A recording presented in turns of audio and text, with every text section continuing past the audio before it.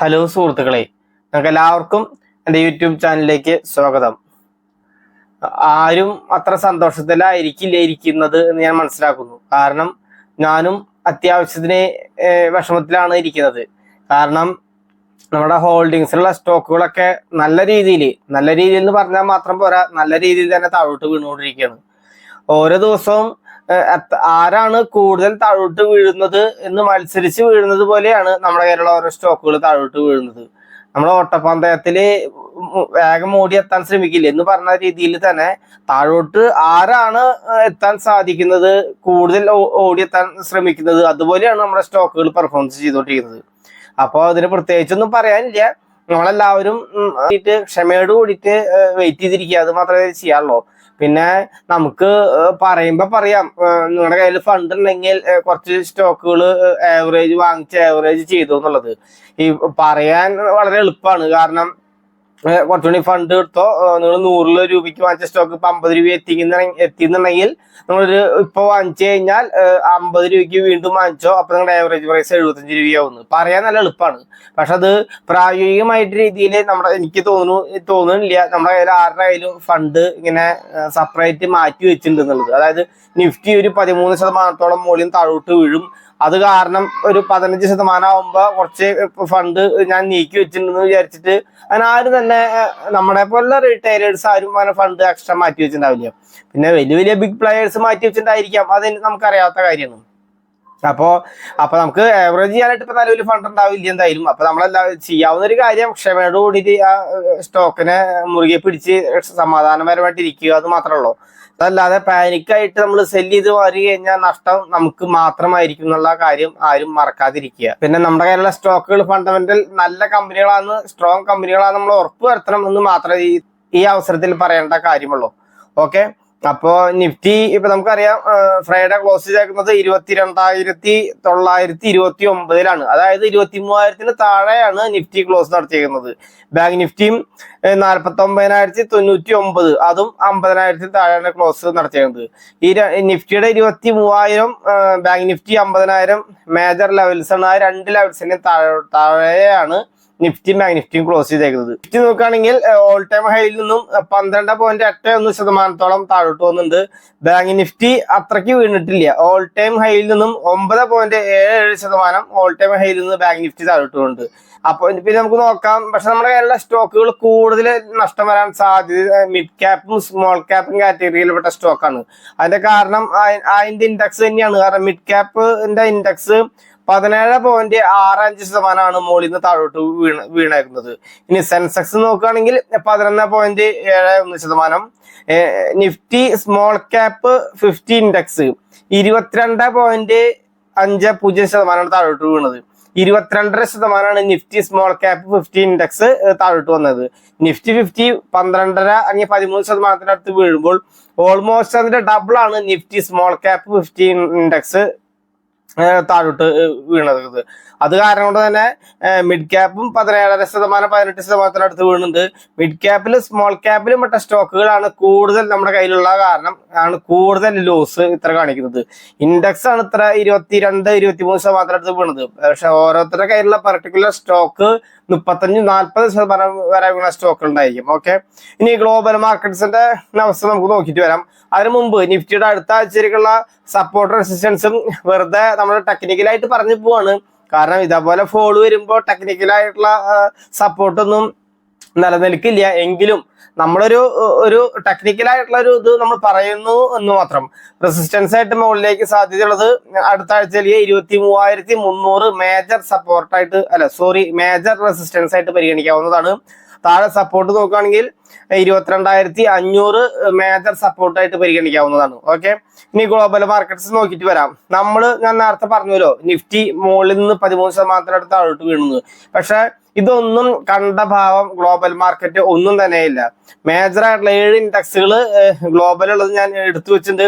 അതൊന്നും വളരെ ഒരു 2% വളരെ കുറവാണ് വീണിട്ടുള്ളത്. നമ്മൾ ചിന്തിക്കണം. ഗ്ലോബൽ മാർക്കറ്റിന്റെ അവസ്ഥ നമുക്ക് നോക്കാം. നാസ്ഡാക്ക് ഓൾ ടൈം ഹൈയിൽ നിന്നും 0.43%, അതായത് 0.5% തികച്ച് വീണിട്ടില്ല. നാസ്ഡാക്കിന്റെ കാര്യം പറഞ്ഞത്. ഇനി ഡോ ജോൺസ് നോക്കുകയാണെങ്കിൽ 1% ഓൾ ടൈം ഹൈയിൽ നിന്ന് താഴോട്ട് വീണത്. S&P 500 0.17%, ഒരു 0.25% തികച്ചു വീണിട്ടില്ല. ഇത് 0.5% അല്ല, 0.25% തികച്ചു വീണിട്ടില്ല S&P 500. അപ്പൊ അമേരിക്കൻ മാർക്കറ്റുകളെല്ലാം തന്നെ ഇപ്പോഴും ഓൾ ടൈം ഹൈ റീച്ച് ചെയ്ത് നിൽക്കുകയാണ്. ഇനി നിക്കി മാർക്കറ്റ് ഓൾ ടൈം ഹൈയിൽ നിന്നും 2.10% താഴോട്ട് പോകുന്നുണ്ട്. അതിന് ഏറ്റവും കൂടുതൽ കാണുന്നത് നിക്കി മാർക്കറ്റ്, ചൈനീസ് മാർക്കറ്റാണ്. പിന്നെ ഫഡ്സ് ഫ്രാൻസ് മാർക്കറ്റ് 1.13% മാത്രമാണ് ഓൾ ടൈം ഹൈയിൽ നിന്ന് താഴോട്ട് വീണത്. ഡാക്സ് ജർമ്മൻ മാർക്കറ്റ് 0.30%, വെറും 0.25% മാത്രമാണ് ഓൾ ടൈം ഹൈയിൽ നിന്ന് താഴോട്ട് വീണിട്ടുള്ളത്.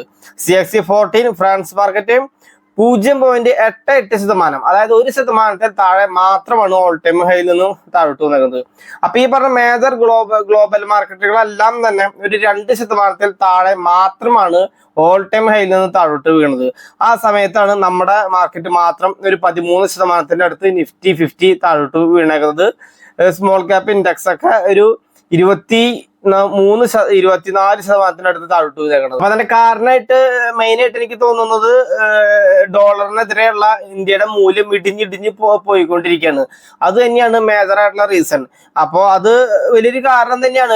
ഇന്ത്യയെ പോലുള്ള രാജ്യത്തിന് രൂപയുടെ മൂല്യം വളരെയധികം താഴ്ന്നു പോകുന്നത് അത്ര ശുഭകരമല്ല. അത് ഫോറിൻ ഇൻസ്റ്റിറ്റ്യൂഷൻസിനെ വളരെ കൃത്യമായിട്ട് അറിയാം. അതിനാൽ തന്നെ അവരും കനത്ത സെല്ലിംഗ് ആണ്. എല്ലാ ദിവസവും 4000-5000 കോടി വെച്ച കനത്ത സെല്ലിംഗ് ആണ്. നമ്മുടെ ആഭ്യന്തര നിക്ഷേപകർ പരമാവധി ബൈ ചെയ്യാൻ ശ്രമിക്കുന്നുണ്ട് എങ്കിലും അവരും പറ്റാവുന്ന പോലെ ചെയ്യുന്നുണ്ട് എങ്കിലും എത്രമാത്രം അവർക്ക് ചെയ്യാൻ പറ്റും എന്നുള്ളത് കണ്ടറിഞ്ഞ് കാണണം. പിന്നെ കഴിഞ്ഞ ദിവസങ്ങളിൽ ഇന്ത്യയിലെ SIP സിസ്റ്റമാറ്റിക് ഇൻവെസ്റ്റിംഗ് പ്ലാൻ വഴി മ്യൂച്വൽ ഫണ്ടിലേക്ക് ഒഴുകുന്ന പണത്തിന്റെ ഒഴുക്ക് കുഴപ്പമില്ലാത്ത രീതിയിൽ നല്ല രീതിയിൽ വന്നുകൊണ്ടിരിക്കുന്നുണ്ട്. അപ്പൊ നമ്മളെല്ലാവരും തന്നെ SIP ആരും തന്നെ നിർത്താതെ തീർച്ചയായിട്ടും കണ്ടിന്യൂ ചെയ്ത് പോകണം. എന്നാലാണ് നമുക്ക് മാർക്കറ്റിനെ സപ്പോർട്ട് ചെയ്യാനായിട്ട് സാധിക്കുള്ളൂ. ഇനി ഓൾ ടൈം ഹൈയിൽ നിന്ന് നിഫ്റ്റി 12.81% വീണെങ്കിൽ പോലും നിഫ്റ്റി 50 പെട്ട മേജർ ആയിട്ടുള്ള 7 കമ്പനികൾ ഞാൻ എടുത്തിട്ടുണ്ട്. കാരണം നിഫ്റ്റി 50 വെയിറ്റേജ് ഉള്ള ഏറ്റവും കൂടുതൽ വെയിറ്റേജുള്ള കമ്പനിയാണ് HDFC ബാങ്ക്.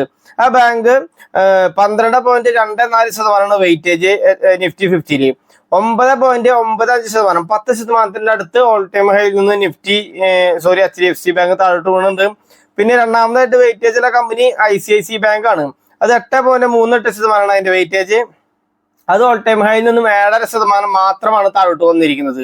നമ്മൾ ശ്രദ്ധിക്കണം, നിഫ്റ്റി 13% അടുത്ത് വീണിട്ട് ICICI ബാങ്ക് ഓൾ ടൈം ഹൈയിൽ നിന്ന് വെറും 7.5% മാത്രമാണ് താഴോട്ട് വീണിട്ടുള്ളൂ. റിലയൻസ് വെയിറ്റേജ് 8.14% റിലയൻസിന് വെയിറ്റേജ് ഉണ്ട്. റിലയൻസ് മോശമല്ലാത്ത രീതിയിൽ 24.5% താഴോട്ട് വീണുണ്ട്. അതായത് നിഫ്റ്റി 12% വീണുണ്ട്. അപ്പൊ അതിന്റെ നേരെ ഡബിൾ റിലയൻസ് വീണുണ്ട്. അപ്പൊ താഴോട്ട് വീഴുന്നതിന് മെയിൻ ആയിട്ട് ആക്കം കൂട്ടിയിട്ടുള്ളത് റിലയൻസ് ആണ്. 24% ഓൾ ടൈം ഹൈയിൽ നിന്ന് താഴോട്ട് വീണുള്ളത്. ഇൻഫോസിസ് 6.42% ഇൻഫോസിസിന് നിഫ്റ്റി 50 വെയിറ്റേജ്. അത് 7.46%, 7% മാത്രമാണ് ഓൾ ടൈം ഹൈയിൽ നിന്ന് താഴോട്ട് വീണിട്ടുള്ളത്. പിന്നെ 5ാം സ്ഥാനം നിൽക്കുന്ന സ്റ്റോക്കാണ് ഞാൻ വളരെ സന്തോഷം. എനിക്കത് നോക്കിയപ്പോൾ വളരെ സന്തോഷം. വെറും വെയിറ്റേജ് 4.13%, വെയിറ്റേജിന്റെ നിഫ്റ്റി 50 ഓൾ ടൈം ഹൈയിൽ നിന്നും വെറും 3.5% മാത്രമാണ് വീണിട്ടുള്ളത്.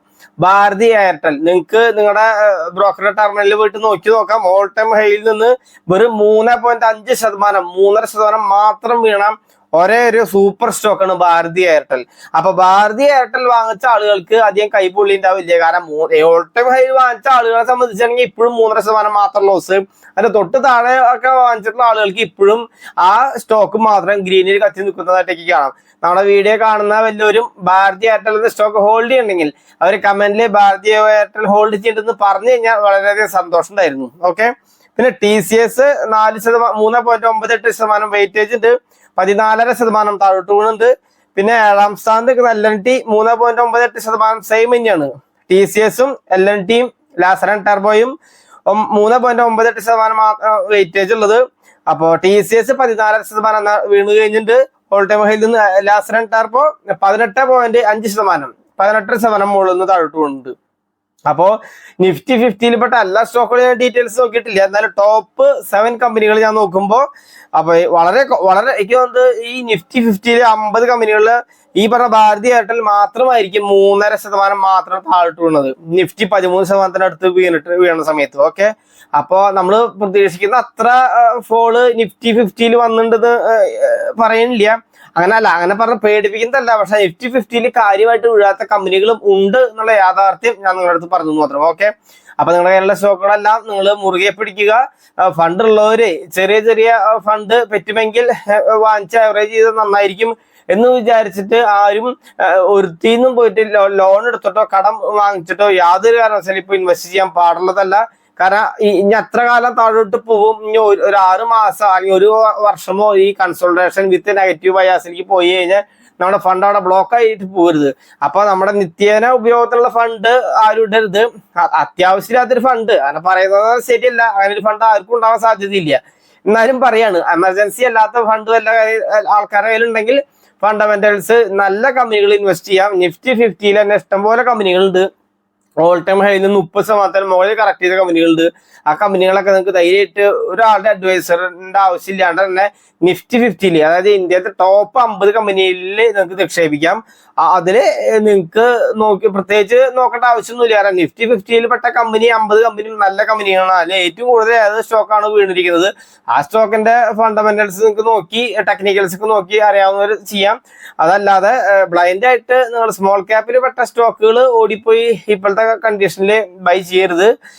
മിഡ് ക്യാപ്പിൽ പെട്ടതും ചെയ്യരുത്. നിഫ്റ്റി 50-ൽ പെട്ട കമ്പനികൾ വേണമെങ്കിൽ നിങ്ങൾക്ക് കുറേശ്ശെ വാങ്ങിച്ച് ആഡ് ചെയ്യാം ഫണ്ട് ഉള്ളവർക്ക്. ഓക്കെ, അല്ലാത്തവരെ ക്ഷമയോടുകൂടി കാത്തിരിക്കണം. ഓക്കെ, ഡിസ്ക്ലെമർ ആയിട്ട് പറയാണ്, ഞാനൊരു സെബി രജിസ്റ്റേർഡ് അനലിസ്റ്റ് അല്ല. അതിനാൽ ബൈ റെക്കമെൻഡേഷനും സെൽ റെക്കമെൻഡേഷനും സ്വീകരിക്കുമ്പോൾ നമ്മുടെ ഫിനാൻഷ്യൽ അഡ്വൈസറുടെ ശേഷം മാത്രം തീരുമാനമെടുക്കണമെന്ന് വിനീതമായിട്ട് ഓർമ്മപ്പെടുത്തുന്നത്. ഇത്ര നേരം വീഡിയോ കണ്ടുകൊണ്ടിരുന്ന നിങ്ങൾക്ക് എല്ലാവർക്കും നന്ദി, നമസ്കാരം, താങ്ക് യു, ബൈ.